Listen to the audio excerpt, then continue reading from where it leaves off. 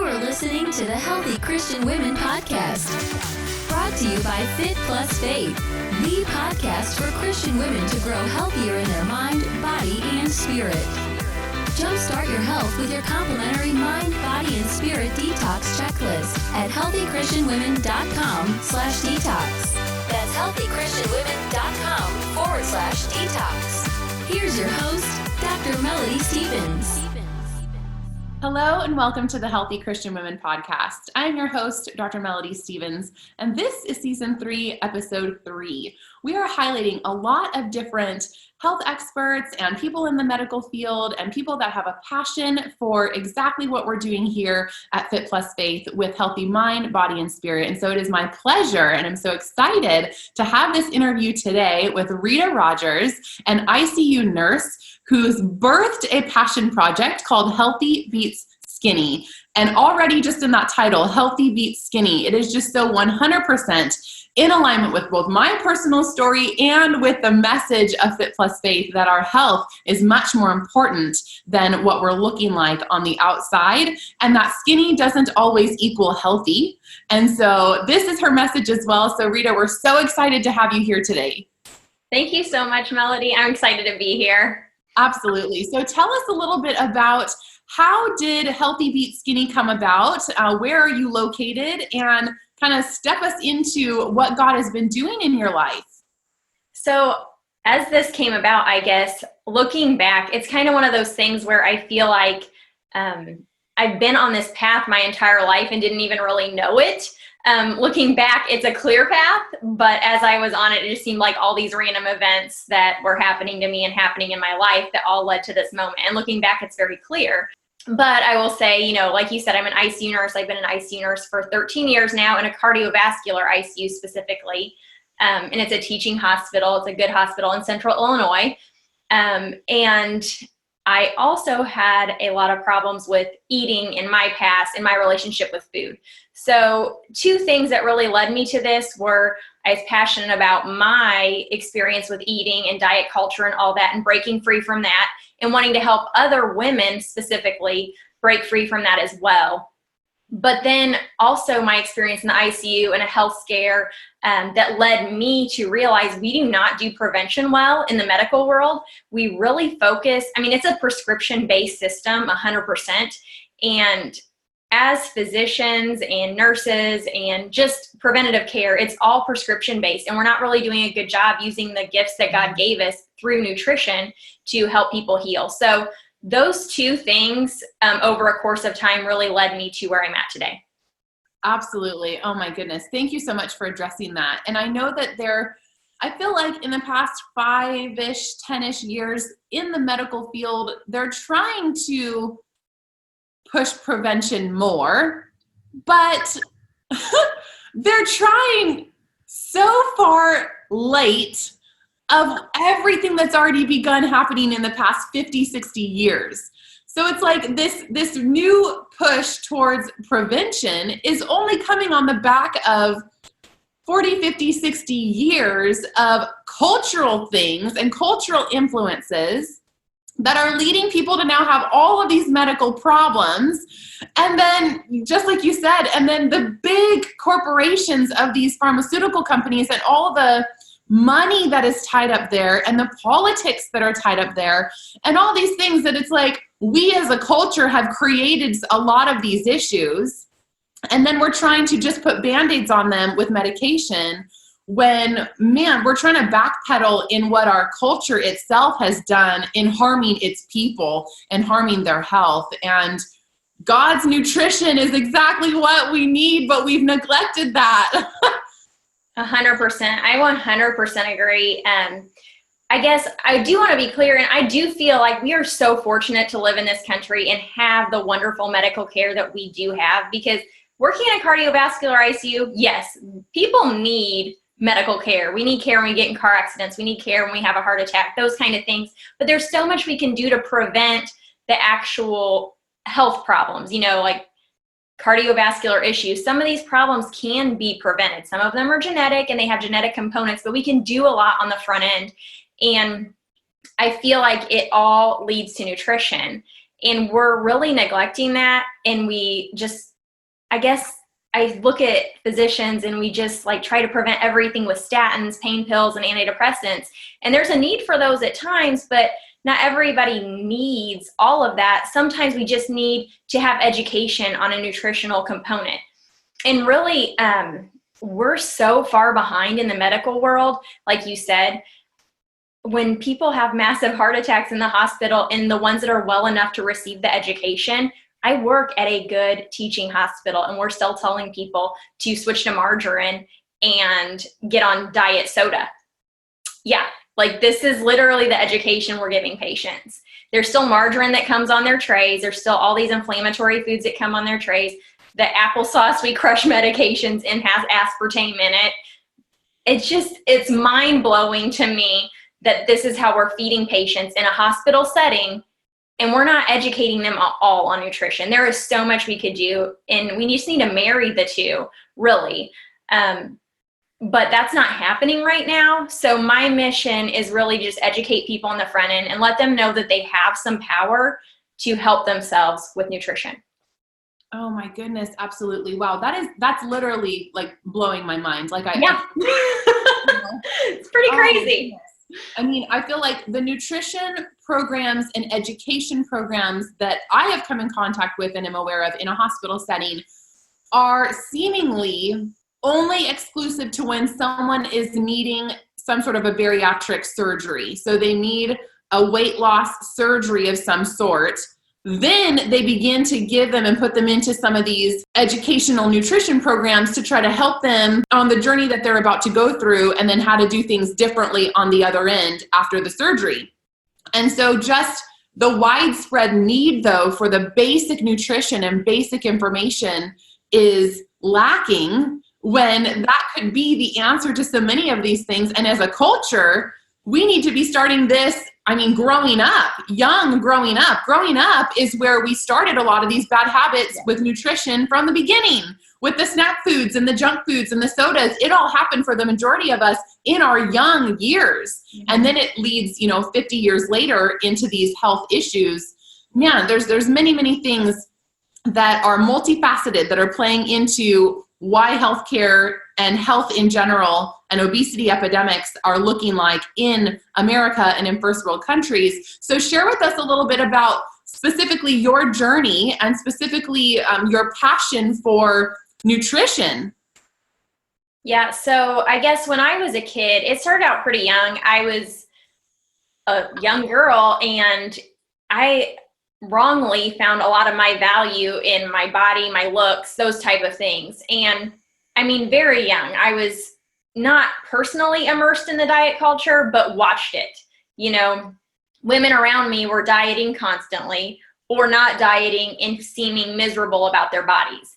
And I saw that as two options. You either diet and usually are still miserable and can't lose the weight, or you don't diet and you're miserable with how you look and how you feel in your clothes. And I saw that. And so very young, I started probably like my junior, senior year of high school. I started kind of dieting and things myself. And I remember I never was anorexic. I was never bulimic. So I want to be clear on that. But I did have a very not good relationship with food. It was a very bad relationship with food. I counted calories. I would eat a big breakfast. I would eat a big dinner. So a lot of times in the middle of the day, my senior year, I was working in a hospital actually already, half days, and then going back to school. So that middle of the day, I was picking up a diet soda and some carrot sticks, and that was my lunch. And so that's how it all started. And it kind of snowballed into college.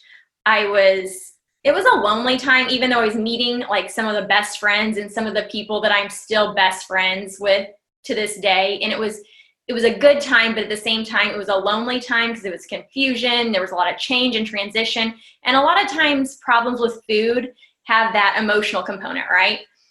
And so I think that that's where a lot of my problems really spiraled out of control. I started overeating a lot more and punishing myself with exercise. And then came married life, and I moved away from my home completely. I was in a new place, and it was lonely also. A lot of transition, there wasn't a lot of friendships, and it got even worse. Like I remember making cookie dough for breakfast, like eating thousands of calories a day, like a crazy person. And then the next day I would punish myself with like 10 miles on the treadmill. So this whole time, nobody could see anything going on with me. Nobody could see any of these problems that were deep hidden down. It was just me living it and pretending like everything was okay. And so I had all these problems going on. And then my husband and I decided to have kids. And at that point, I wanted to take care of myself for a baby. And I know a lot of people who have eating problems, that's not enough to flip that switch. And it wasn't really for me either completely, but I remember I stopped drinking diet soda because I read aspartame was bad for a baby. And I stopped eating like Yoplait light yogurt because it had aspartame in it. And I was like, oh, this is bad. I don't want to eat this because it's not good for the baby. And that was the first time I really made a decision about food based on its ability to make me healthy or unhealthy.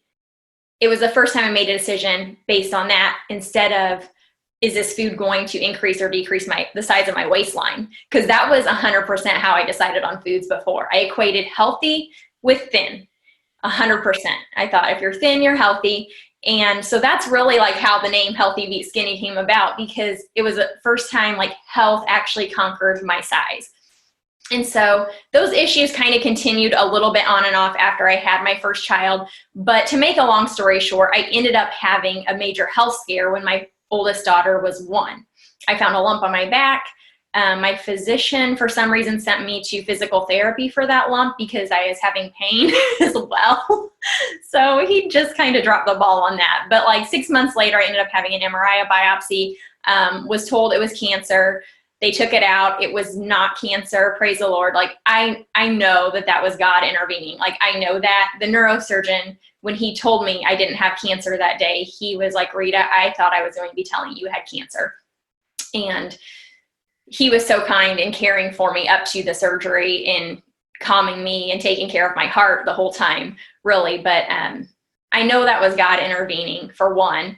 And two, I was very let down by the medical system through that whole scare. Even after that, I continued to have pain, continued to have issues, was worked up for autoimmune disease, was worked up for several different things, and they couldn't really pinpoint a problem. And so the only thing they had to offer me was pain pills and antidepressants. And I was like, I'm not really depressed. I'm just depressed because I don't feel good. Like I'm not really depressed. I just don't feel well. And I don't really trust you because you sort of dropped the ball.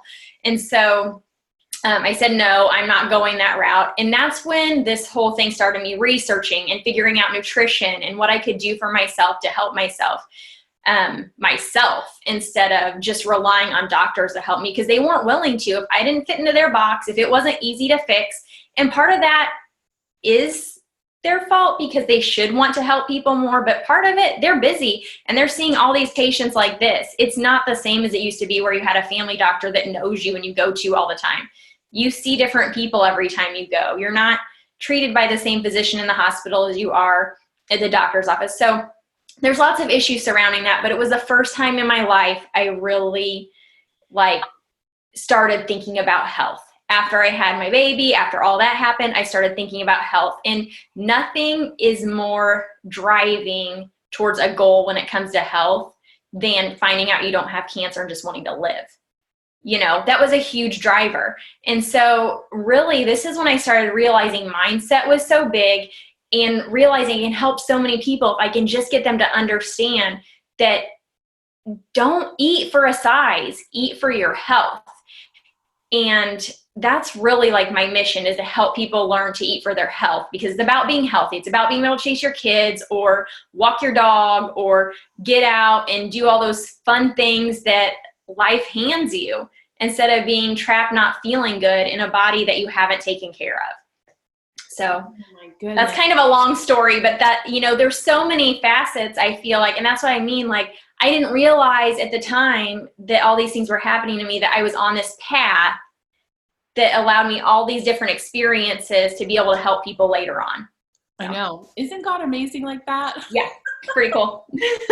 No, and we get confused so much of the time. Why did this happen to me? Why now? What's going on? I don't understand. This doesn't make sense. This wasn't my path. this isn't what I intended, all these different things. And God's like, but I've got this divine plan. Like I'm making it happen and you just don't know yet.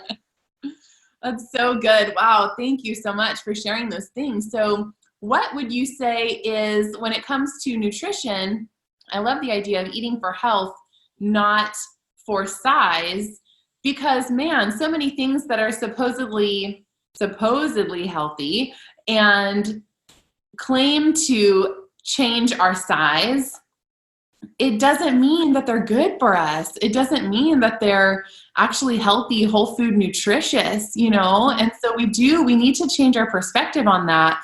And God is the great physician, and he created not only the body, but the food and the sustenance to go with it. And so he created both of these things to need the other in a beautiful harmony, beautiful way. And that's where pharmaceuticals come from, is they're studying the natural things and just finding ways to synthesize or to recreate the same types of properties that are already found in the food or in the herbs or in whatever. I mean, it's amazing. Like, God is so amazing, and he's planned it all. And so what would you say are some of your biggest or favorite things about nutrition, or in your discovery, kind of like the amazement of God's nutrition? Well, that's a big question. I guess I feel like God has made things amazing for us to use nutrition-wise. And I think that we have changed a lot of that. We're farmers, so I am not like slamming farmers. We live in the Midwest and we are from a farming community. But just the way the world's growing, the world's changing, and the way we're doing everything is because of those changes in the world. And so sometimes we have to change the way we think about how we do things, even though we need to do things how they were designed. Does that make sense a little bit? So I feel like there's so many different things I see. Like, if you're on social media, you see so many different things. Like, you need a supplement, you don't need a supplement. Supplementing is bad. You just eat food and eat ketogenic or eat paleo or do all these things. And I just try to keep it really simple for people. I'm like, you have to eat things mostly the way God made them, not the way man made them, okay? So just very simple. Like, grab a spinach salad over like some kind of spinach thing that's been like put through 25 different processes to get it this way, okay? I'm not saying never eat that stuff, but just try to grab things that are most closely to the way they were intended, right? The way God made them. But also, I definitely feel like we do need to change somewhat our mindset of like, well, my grandparents just ate right and they were fine. Like, you do need a supplement because food just isn't what it used to be, because the soil's not what it used to be. And so we do need to change our mindset a little bit on that, in my opinion. Keeping things simple, but also changing our mindset a little bit and trying to stay away from packaged foods as much as possible, trying to stay away from preservatives as much as possible. I am #1 advocate for not giving up chocolate cake and ice cream. I mean, like, you have to enjoy life. You cannot live on some kind of diet and expect yourself to be happy. Unless you are. If you're totally happy on like a strict like spinach and green smoothies diet, like, go for it. But I'm not. I feel restricted. I feel like I can't live my life. I feel like I can't be a good mom when I'm not like immersing myself in baking with my kids every once in a while and things. But that's the difference too.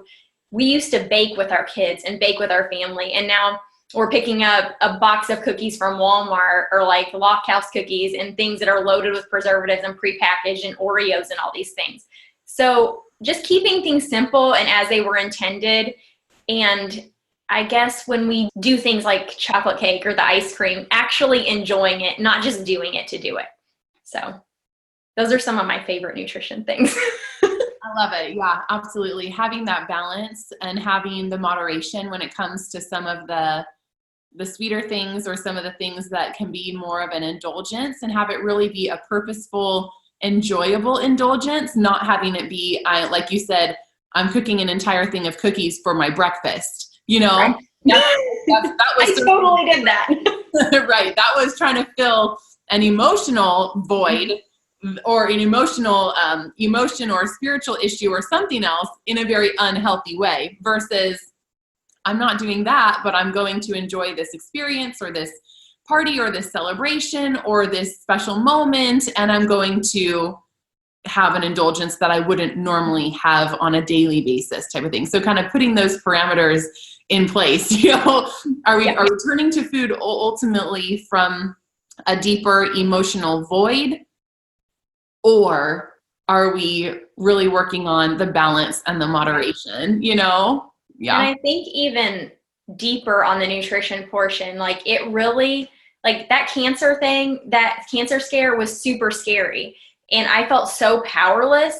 But now, like, I'm not really as scared of disease as I used to be, because I feel like I have so much power to be able to help myself. I feel like I know tips and tricks, and there's not 100% way to prevent something or never get something or to get rid of something if that happens to you, but there is a lot of power in knowledge. And I feel like if something happened to me, I would have tools to dive into and help myself, So I feel like just wrapping your head around nutrition is powerful. Mm-hmm. Yes, it goes back to just the old saying, knowledge is power. And it really is. It really is. It is wise to be knowledgeable and to really kind of go a little bit above and beyond just what other people are feeding you or what other people are telling you, and search for it on your own and begin to go on that discovery on your own and see what God reveals to you and how he changes your heart and empowers you to make more educated choices and decisions. So good. Is there anything else that you would like to add or share about what you're doing, about the mission of Healthy Beat Skinny? And then share anything else that you'd like to that we didn't yet cover, and then share with us how the ladies can connect with you more and get more of your resources and things like that. Yeah, so mainly I'm just here to help people, either be it one-on-one, just dive deeper into those mental blocks and things to help you get through that, because I feel like that's such a huge deal. Even when I talk to people like this, this is really interesting. So I do want to share this. This last weekend, I spoke at a women's event. And so I asked the women to write down one goal related to their health. And I said, you cannot write down, I want to lose 10 pounds, I want to fit into a different dress size, or, I want to get bikini ready, none of those goals. And they're like, okay. And so then I said, another qualifier you cannot write down, I'm going to eat more salad, I'm going to drink more water. And they're like, well, what's left? And so I let them sit there for about 5 minutes, and they were like, there's nothing left. Like, what do I write down? And so I'm like, okay, this is the type of goal I want you to write down. I want you to write down, I want to be able to chase my kids. I want to have more energy to serve in my church more. I want to not be so lazy at work so my coworkers like me more, or like just some kind of goal that requires you to be healthy, but it's a goal related to how you want to live your life and living to your potential. And they were like, oh. And I said, then you can write down, I'm going to eat more salad, I'm going to exercise more, because those are the ways to reach that goal. Those aren't the goals themselves. The goal isn't to eat more salad. Like, who writes a goal to eat more salad? That's a goal to achieve. That's a way to achieve your goal, right? And it's the goal of, like, I want to be able to chase my kids and I want to live a life where I can travel. That's a long-term goal that has longevity, right? But the goal of, I want to lose 10 pounds, that's a goal with an end date. What do you do when you lose the 10 pounds? You go back to the way you were living. And so that was huge. Like, I saw those women like completely light up and afterwards be like, holy cow, I never thought about this before, never thought of it like this. And so I guess, like, that's a big thing I want to say is, when you work with me, that's my main goal, is to help you change your entire mindset of how you think about health and have those resources and tools mentally so you can stick with it. The other thing, I work with people closely on diet and supplementing and nutrition, basically to just help you prevent illness, help you have a have tools. My daughter was sick yesterday. She's better already today because we have tools and ways to help our family. We have a strategy.